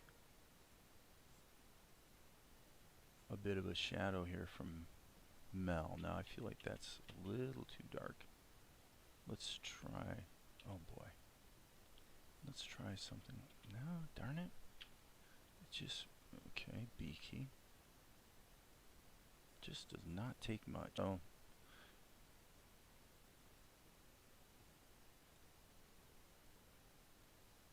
Okay, I'm going to go with that.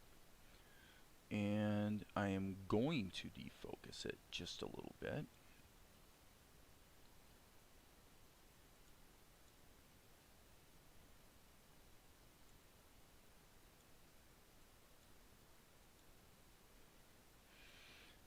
Definitely feels like an f-stop of about 1.8. Okay.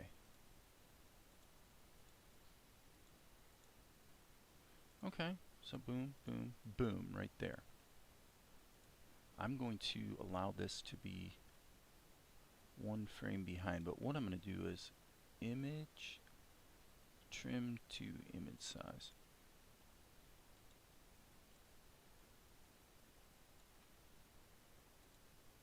So the background is going to grow, but not very much. Okay, and whether I can get away with not having it move at all on that frame, I'm not sure. Okay, that feels pretty good.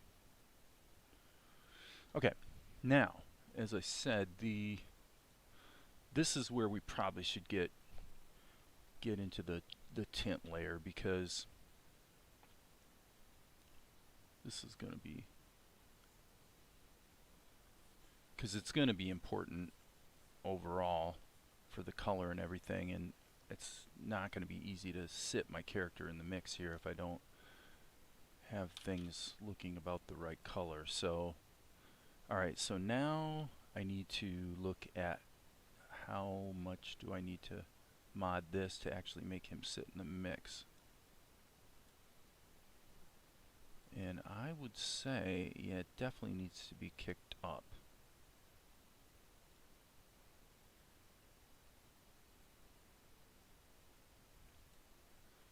Okay. We can always modify it a bit later. You can see that what the vignette's doing. So now what we're going to do is we're going to go Control F, Control F, Control F. Now again, that might be a little extreme. I'm not sure the color is exactly right, but we're going to go with it. Okay, so now we're going to grab this and put it back here. And this would be probably quite a ridiculous zoom situation.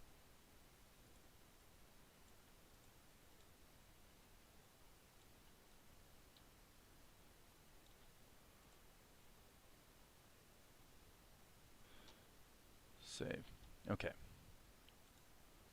Boom.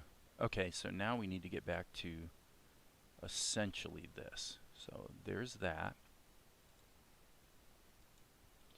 And now we've got to do like that. Okay, so his head is basically, his eye level is at that. Okay, let's not go with the eye. Let's go with the armband. The armband is right there. So which one is that? Okay, it's the bottom one. So yeah, actually, the other thing is if the camera was tilting down, the perspective would get exaggerated. So there you go. So there's the problem you're going to have in terms of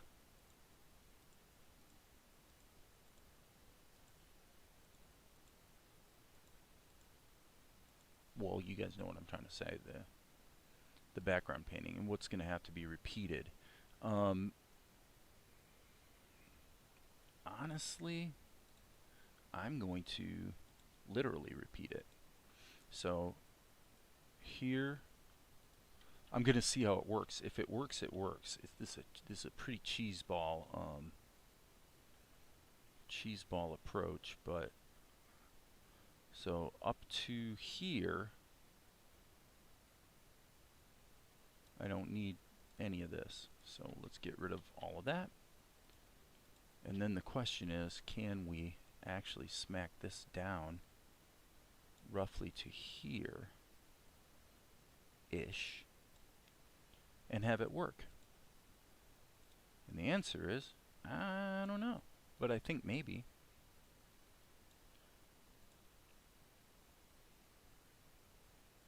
Yeah, that actually does work.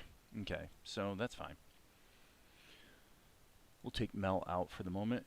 And then the question becomes, do we need to actually fix these seams? And I would say probably not, because they're covered up by Mel.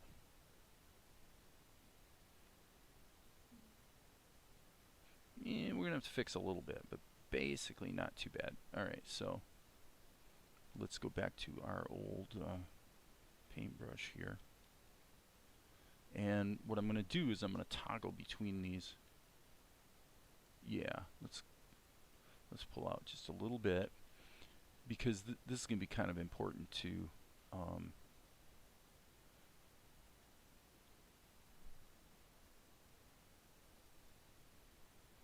repeat. Save this. I'm saving my work. Alright, I'm in that layer. I think I was just painting in the wrong layer. Okay, so we'll take that, and now what we want to do is repeat that operation. Like so. Okay, again, a little bit of a kind of a smoother outer there. Smoother outer here. A little bit on the bricks.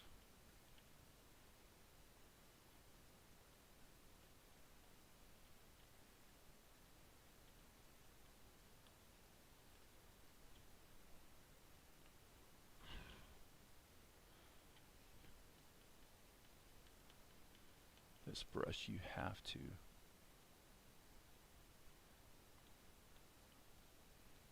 So this is where somebody out there is going to go, geez, man, that seems like a really kind of a long and clunky way to do it.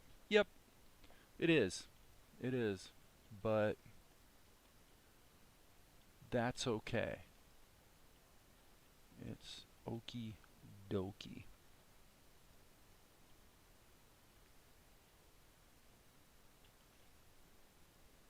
In fact, actually, if we go here,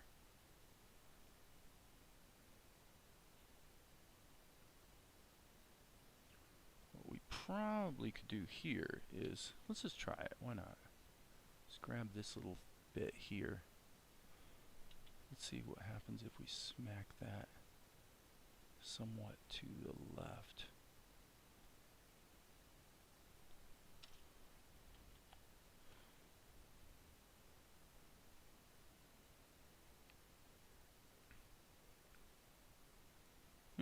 That worked. So we'll just kind of repeat. Rinse and repeat, as they say.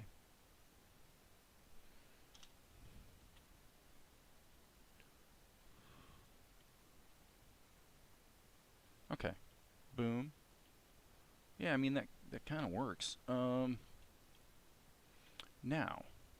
what about, and by the way, again, save your work. So the real danger here is, for me, is going quite a long ways into this and then facing the reality that the background painting actually, you know, isn't good enough. So I'm trying to be a little vigilant about that. We're you know, it's right on the edge. It is right on the edge. I'm going to actually merge this. Or maybe we'll do it this way. Bake that down. Save our work. Solo this layer. Okay. Let's take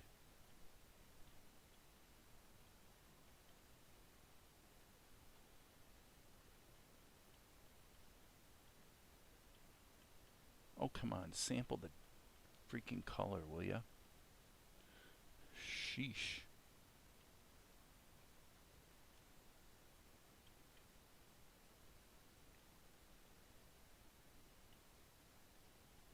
Maybe knock the opacity down so we can sort of blend it in a little more judiciously.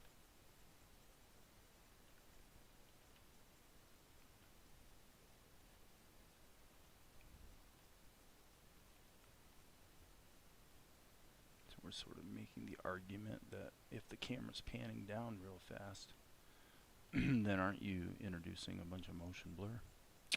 Yeah, you actually would be. You definitely would be.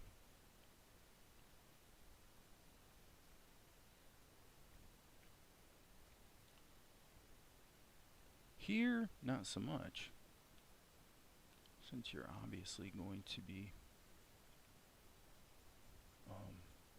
the camera stops moving. So let's just kind of get this dialed in and see what we've got. Okay.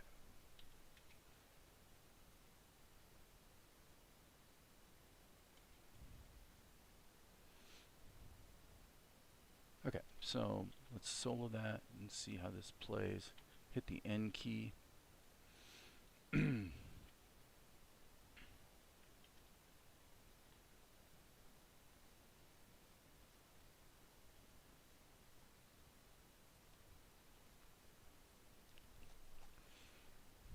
That's not bad. Just working back into this to give it a little bit more of a sense of textured brushwork. Looks pretty. I like the way it looks, so it makes it look a little less digital, because that blur is very digital looking. Very digital looking.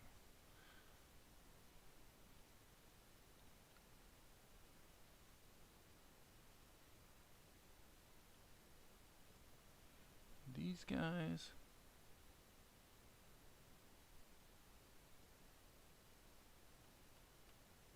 I wonder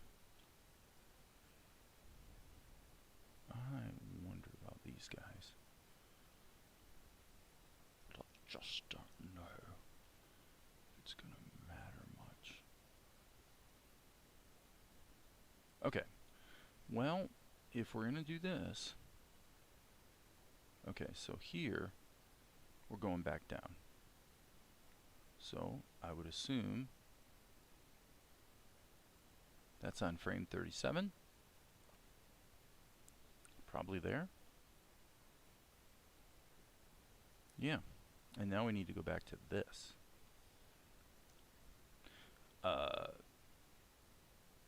Now we're taking a little liberty there for sure, but save our work. Actual size. Let's hit the old tab key.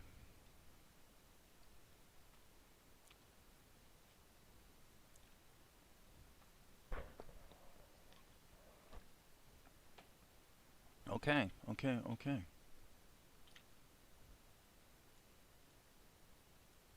That's going to stay the same.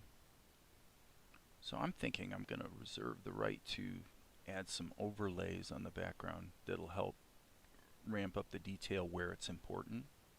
And I think that's probably the way to go. So now, here, we're going to have to do something completely different. And then here, we're also going to have to do something completely different. Okay, let's turn the tint off for the moment. And I'm thinking I should probably take a break and get Zuko up. So why is that set to? That's weird. That should be 96. This is shot 430. 430. JPEGs.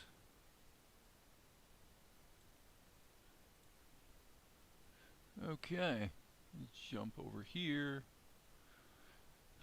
Let's just kind of, actually, darn it, needed to turn the tint back on before I rendered it. So, sorry about that. That's re-rendering again. Just wanted to see what things feel like here. Hopefully it's not going to jolt me too bad. Oh, it didn't. Ooh, that's good. Okay, except that that is not the tinted version. Dad, blame it. Save this. Okay. Yeah. Control R. And it did it again. Oh my gosh. What the heck is Krita doing? It keeps switching the... Is it... Okay, this is new. Okay, this is what I'm assuming is going on here. Let's try this. Okay, fine. That's a good thing. So if you actually have a frame selection, Krita will assume that's what you want to render. Huh, that's pretty interesting. I would call that useful. Not very often, but sometimes. So I think we're probably okay here. Yeah, that's not too bad. Yeah, not too bad. Let's just come back and give her a little breather.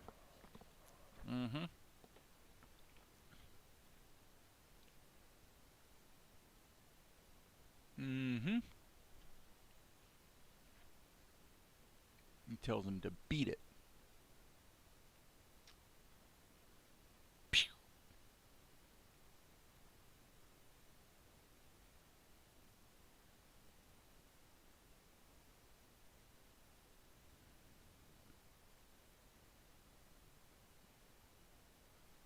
Okay. So the only thing that's problematic here is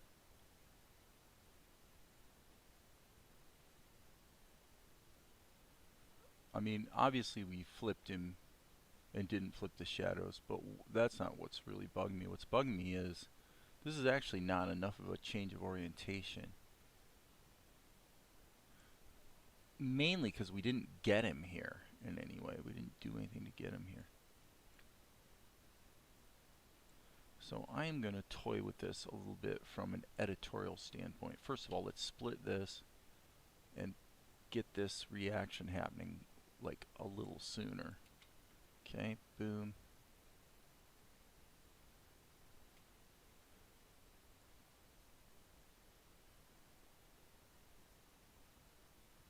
And what happens if we do a quick? Yeah, that definitely doesn't work. That's a very jolting jump cut.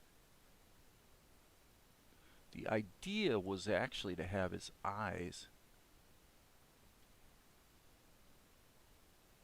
turn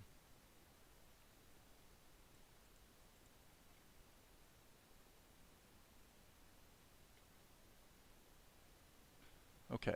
Not sure that this was necessarily the greatest idea ever.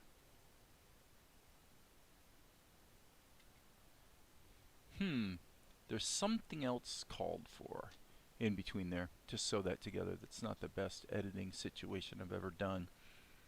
Definitely not. However,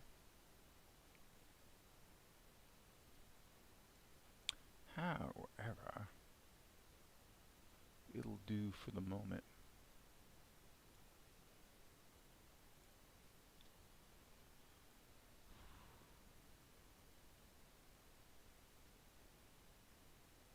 Okay, so I think with that, what time is it? Yeah, it's been 2 hours. I think I need to go deep. I think I need to go deep on the framing and backgrounds here. I may wind up scrapping this background situation, unfortunately. But you know what? I don't really care. I just want it to look good. So I'm thinking this would maybe be a good time to just take a pause and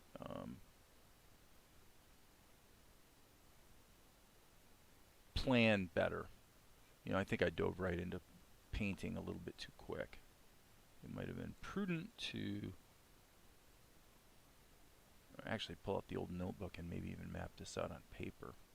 So with that, I think I'm going to sign off and allow myself a little bit of private time to think about what I'm doing. So, but as you guys know, there will, as always, be more later.